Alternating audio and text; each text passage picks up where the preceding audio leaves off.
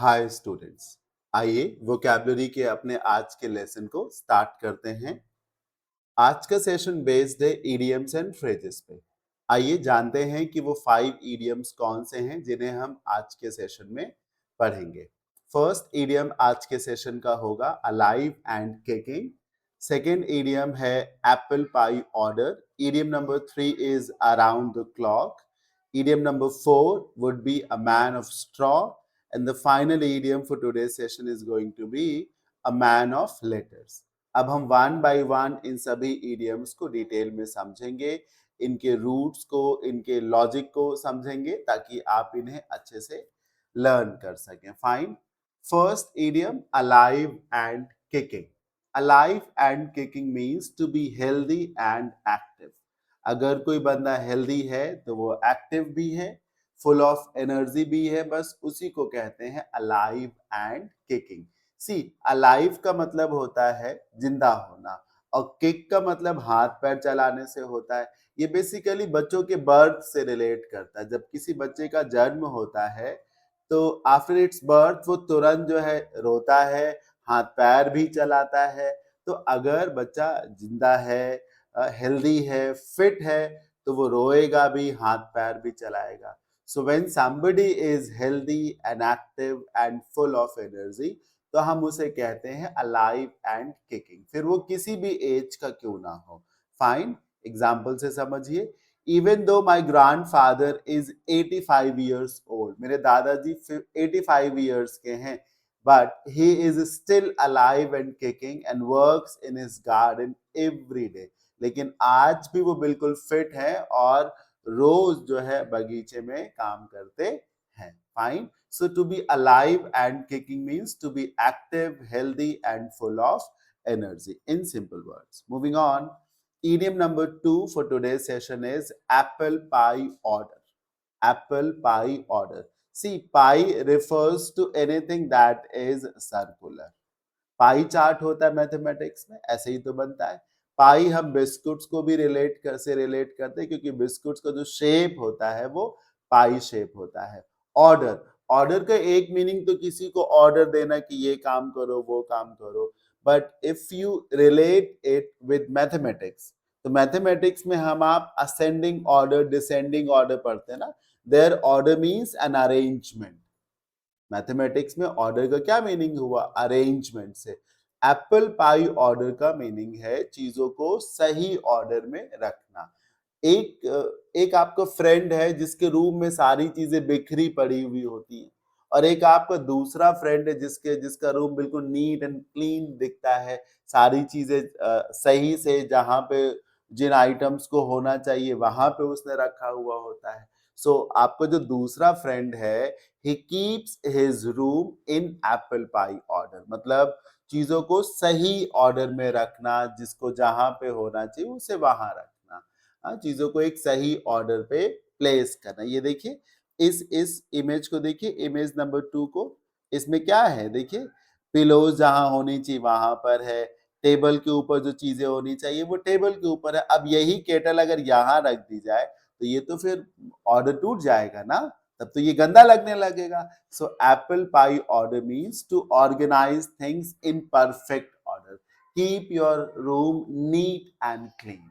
अपने रूम को साफ सुथरा रखना, चीजों को सही ऑर्डर में प्लेस करना। Fine. Yes, order means arrangement, pi means anything that is circular. अब देखिए, हम जब मार्केट से बिस्कुट्स के पैकेट्स लेके आते हैं तो क्या उसमें सारे बिस्कुट्स ऐसे बिखरे पड़े हुए होते? नहीं, एक ऐसे लाइन होती है, उसमें सारे बिस्कुट्स को एक ऑर्डर में रखा गया होता है, तो ये ऑर्डर ही तो हुआ। फाइन। ऐसे ही आप कोई फ्रूट बास्केट देखिए, किसी शॉप पे फ्रूट्स को देखिए तो क्या वो फ्रूट्स बिखरे पड़े रहते? नहीं, वो फ्रूट्स जो है उस बास्केट में ऐसे ऐसे करके ऑर्गेनाइज करके रखे जाते हैं। So to place things in their correct order, बस इसी को कहते हैं apple pie order. Single line में आपको लर्न करना है तो आप ऐसे लर्न करिएगा, to be perfectly organized, neat and tidy. Example से समझिए।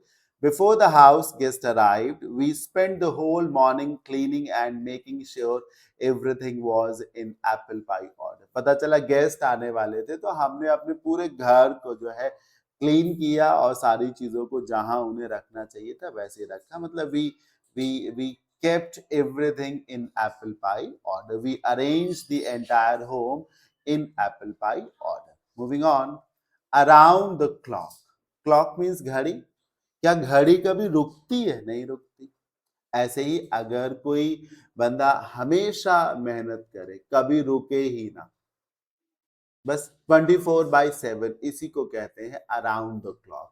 लेट्स से आप जहां रहते हैं वहां पे पास में कोई रोड कंस्ट्रक्शन हो रहा है, कोई कोई ब्रिज का कंस्ट्रक्शन हो रहा है और आपने देखा कि मॉर्निंग में 6 o'clock पे भी वर्कर्स इंजीनियर्स काम कर रहे हैं, लेट नाइट 11 o'clock पे भी वर्कर्स इंजीनियर्स वर्क कर रहे हैं. मतलब वो 24/7 वर्क कर रहे हैं. बस इसी को कहते हैं around the clock, which means to work continuously without stopping even for a moment, for a second or for a minute.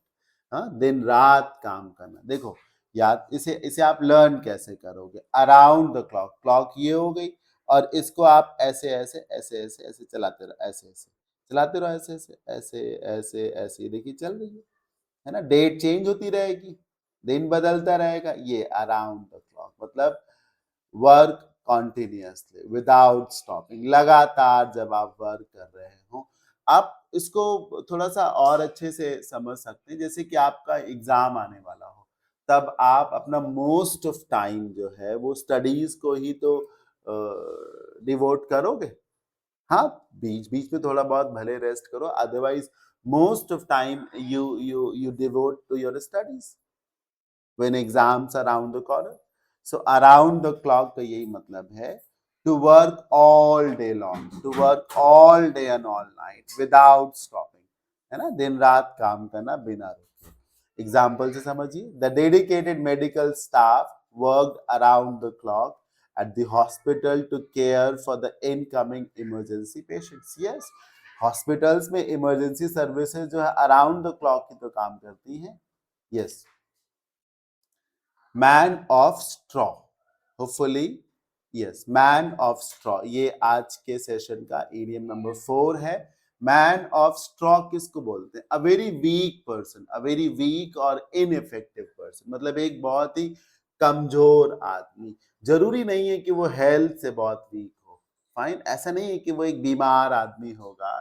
Basically a poor person, a person who doesn't have any major role to play. हाँ, एक ऐसा बंदा जिसके पास कोई खास काम नहीं है करने को, जिसकी कोई खास वैल्यू नहीं है in in in party, in organization, in society. ऐसे लोगों को बोलते हैं अ मैन ऑफ स्ट्रॉ.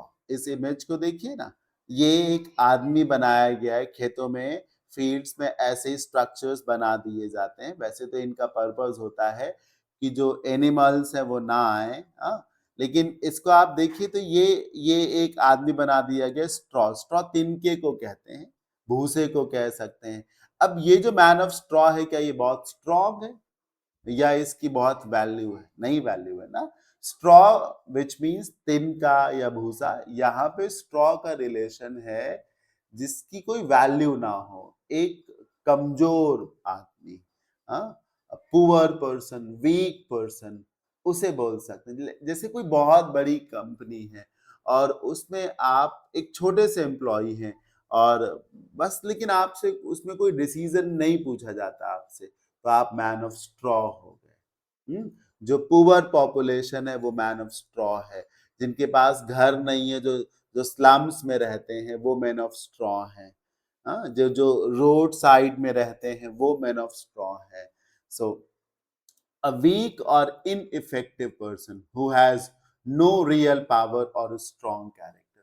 कभी कभी ऐसा भी हो सकता है कि कोई अथॉरिटी है. लेट्स से कि कोई विलेज हेड है, लेकिन उस विलेज हेड के पास कोई पावर नहीं है. ऐसे मान लीजिए ना कि कोई लेडी है विलेज हेड, लेकिन उसको कोई पार्टिसिपेशन नहीं है. सारा का सारा काम उसका उसके हस्बैंड करते हैं. तो वो लेडी विलेज हेड होने के बावजूद भी वो क्या है, a women of straw. Fine, ऐसे भी रिलेट कर सकते हैं। Everyone hoped he would bring a change, but he turned out to be a man of straw who simply agreed with whatever others said. मतलब हमें लगा था कि जब वो पावर में आएगा तो बहुत सारे अच्छे चेंजेस भी होंगे, लेकिन वो एक मैन ऑफ स्ट्रॉ निकला। जो दूसरे लोग कह रहे थे वो उन बातों से बस अग्री कर रहा था, उसने अपना कभी कोई स्टैंड लिया ही नहीं। Such people are called man of straw. Fine, weak person, ineffective person, जरूरी नहीं कि कोई फिजिकली वीक हो।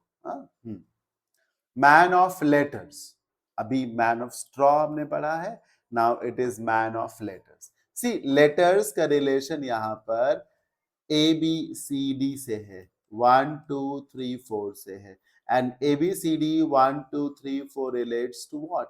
It relates to education. So a man of letters is a highly educated person, a scholarly person, a well literate person, एक पढ़ा लिखा आदमी, हाँ, उसे बोलते हैं man of letters. a highly educated scholarly person who is expert in literature or writing। Simple language में learn करना है तो यहाँ तक लर्न कर लीजिए, a highly educated or scholarly person, एक पढ़ा लिखा आदमी।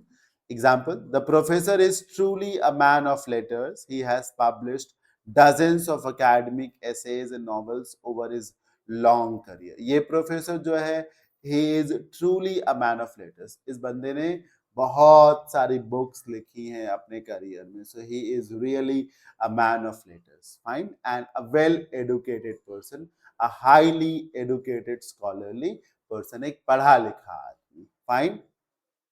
So these were the 5 idioms that we studied in today's session. अब हम सेशन को एंड करने से पहले जो भी हमने idioms and phrases पढ़े हैं उनका एक क्विक रिवीजन कर लेते हैं, क्विज कर लेते हैं उन पे।